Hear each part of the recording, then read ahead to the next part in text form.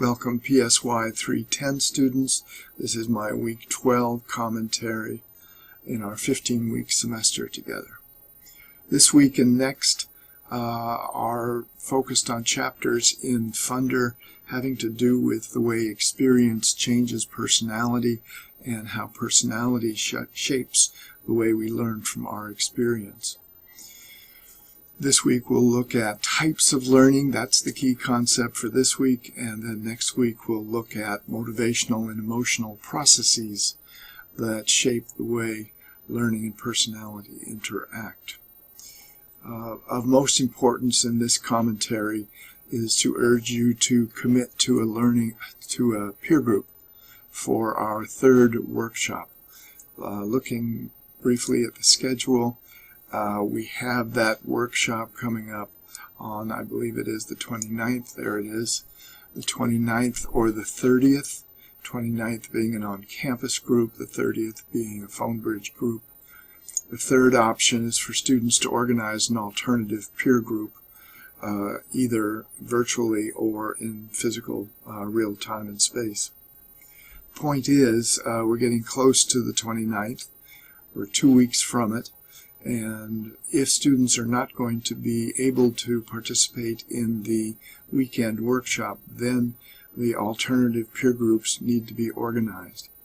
This means posting your plans in Dr. K's office so that students know what other students are doing and we can organize the peer groups. So I urge you to post your plans in Dr. K's office. If you, for some reason, can't find the thread to which you would reply and post your plans, phone me so that I can help you. And let's get those peer groups established so that no one is left without a peer group and therefore has difficulty at the end of the semester completing that oral presentation. Okay, other than that, I will say just a word about types of learning and learning styles based on this week's readings. This week's, I think Funder does a credible job of summarizing the issues of different types of learning and their relationship to personality in this chapter.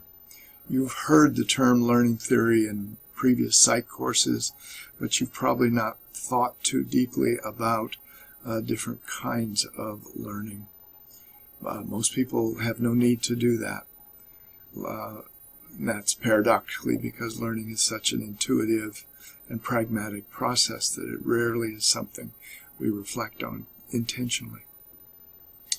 That being said, Funder will review the three kinds of classical learning style, meaning habituation, classical reinforcement, and operant conditioning. He'll then go on and describe the two kinds of social learning theory, that put forth first by Julian Rotter and then the better-known theories of Walter Bandura. He'll then finish the chapter speaking to the relationship between personality and cognitive behavioral approaches to the change of personality that derives from a clinical perspective. So it's a complicated subject matter.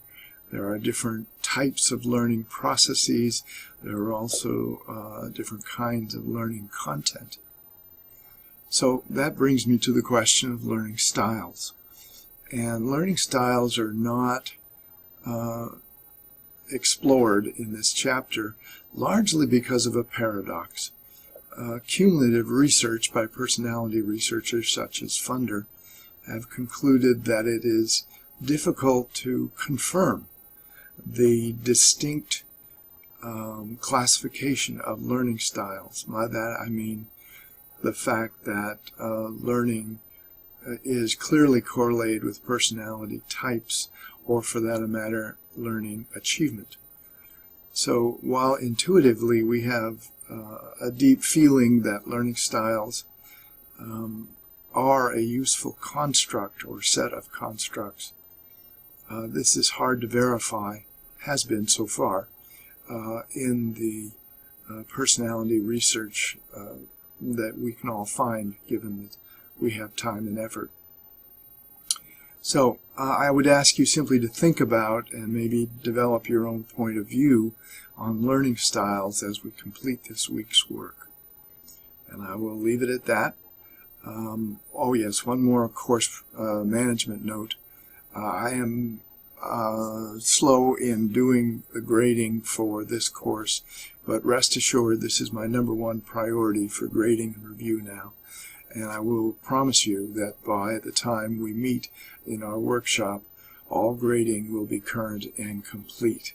So fear not about getting feedback on where you are as you're completing the last weeks of the course.